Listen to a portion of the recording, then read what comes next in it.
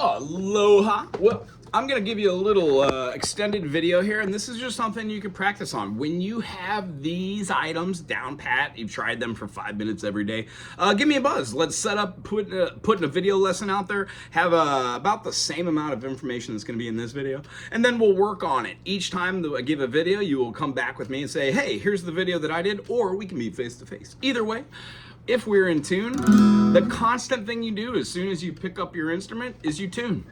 The way that we fine tune is we go up a spider exercise and then an extra finger. That is called a fourth. When we play E to F sharp, that is a whole step. F sharp to G, that is a whole step. And when we go to our next note, the A, it becomes the string above. So if you're not feeling those two completely together, you can do what is called a harmonic. You put your finger over the top of the fret, but you touch it just as much as you touch the hair on the skin. Very light. Put the finger directly over the 5th fret of the E and pluck it. Put it over the 7th of the A, and both of these harmonic pitches should be the same.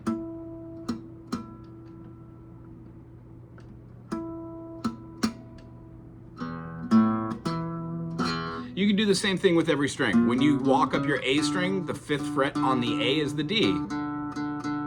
This is a way that we can tune each string. Every single one of these strings is done in fourths, except for the B string, or the G string. G, A, B. This is in a third. 1, 2, 3, G, A, B. Every other string is in a fourth. So when we do this, we can fine tune every one of these with our harmonics. I would do A and E, E and A and D, D and G, and then do B and E, and then go to the 9th fret on the G, and that harmonic should be the same as your E at the 7.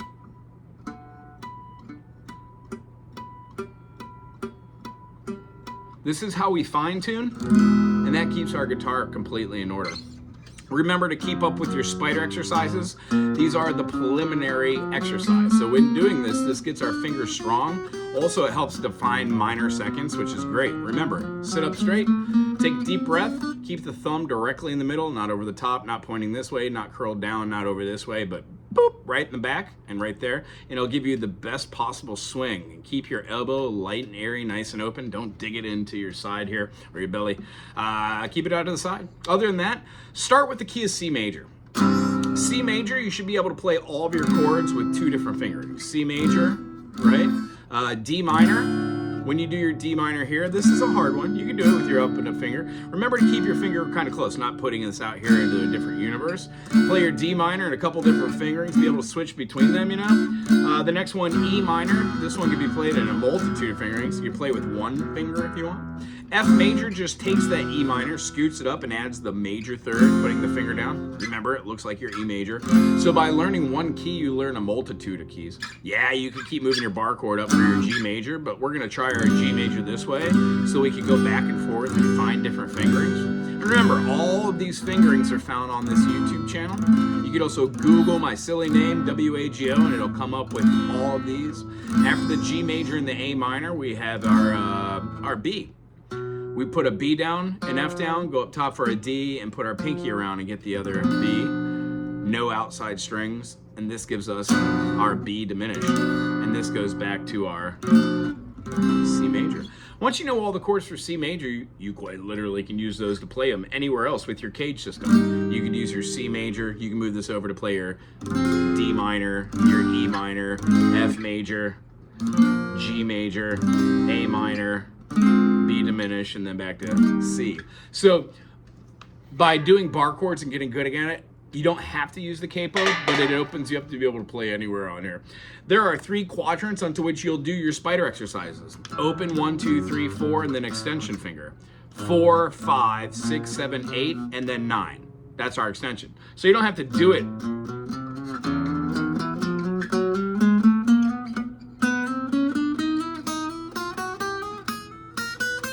You don't have to do it with the slides, but I suggest at a certain point you try to alter your spider exercises.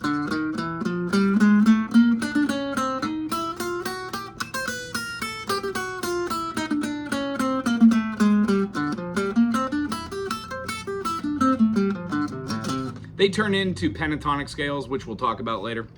And they turn into a lot of really cool things. And then lastly, be able to play just a scale. So spider exercises get mobility. We're doing 1 to 4, 5 to 8, 9 to 12. When we play our chords, we're learning how to play them in 2 different fingerings. And after you get really good at doing C major, D minor, E minor, F major, G major, A minor, B diminished, C, when you can do all those chords, move to G. C, D, E, F, G. G now adds a sharp. That sharp is F sharp. G major, A minor, B minor, C major, D major, E minor, F sharp diminished, or D7, then G. And I know I'm moving a little fast, but guess what? All of this stuff is found on this YouTube channel, or you could just Google the chords in the key of G. By doing this, you'll be able to find that learning your circle of fifths, and there are videos, I'll send you one of those, that help you understand just mentally. We draw out the circle of fifths and then we apply it. Here is the last thing that I want to show you, and this is what you'll work on till the next time we meet each other. Besides playing music and having fun, I'm showing you the boring part. We're going to go to our C, play our C major. We're going to play this scale in 3 different fingering patterns. Ready? We're going to do a C with our 3rd finger. We're going to play an open D. 2nd finger is going to play the 2nd fret for the E. Our 3rd finger is going to play the F, a half step. That's the only one besides the C. We've got our open G. Notice how I'm playing my 2nd finger on the 2nd fret for this A. When we do our open B, it's open, and then we use our 1st finger on the 1st fret to complete the C. Now when we play C, D, E, F, G, A, B, C, this is just the scale inside this quadrant. Doesn't mean you can't also have the E, F, G, A, B, C, D, E, F, G, A, B, C, D, E, F, G.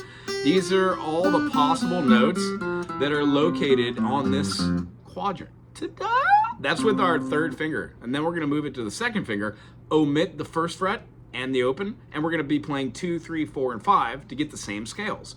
3rd fret, 5th fret, 2nd fret, 3rd fret, 5th fret, 2nd fret, 4th fret, 5th fret.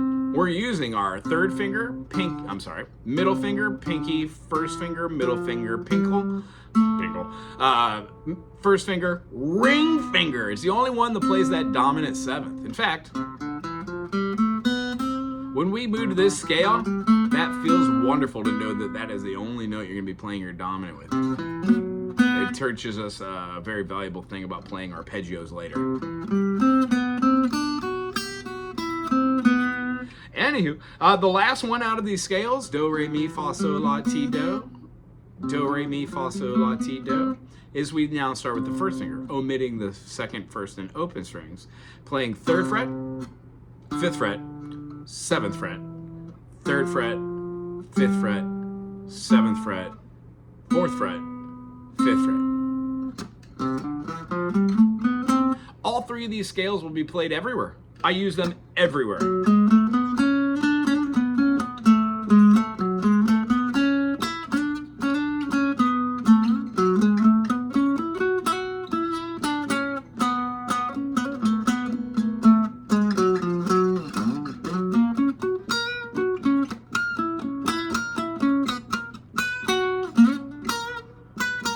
These are the basis of being able to see patterns and then replicate those patterns. And the last thing I'm going to leave you on is when you play these scale patterns, you use them practicing the circle of fifths. So let's pick one of these scales: 1, 2, 3, 4, 5, 6, 7, 1, C, D, E, F, G, A, B, C, C, D, E, F, G, A, B, C.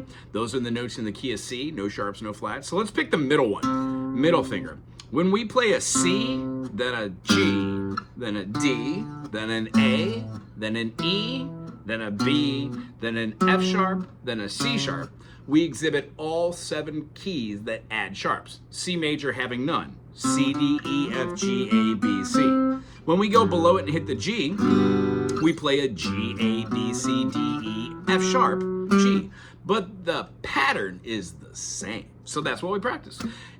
D, E, F sharp, G, A, B, C sharp, D, A, B, C sharp, D, E, F sharp, G sharp, A. E, F sharp, G sharp, A, B, C sharp, D sharp, E, B, C sharp, D sharp, E, F sharp, G sharp, A sharp, B. F sharp, G sharp, A sharp, B, C sharp, D sharp, E sharp, F sharp. C sharp, D sharp, E sharp, F sharp, G sharp, A sharp, B sharp, C sharp. Each one of those added a sharp until we got to C, which had all of them. C has none. C sharp has all of them. You don't have to name all of them in the beginning, but getting really good at doing helps us to understand the notes. Then you make patterns.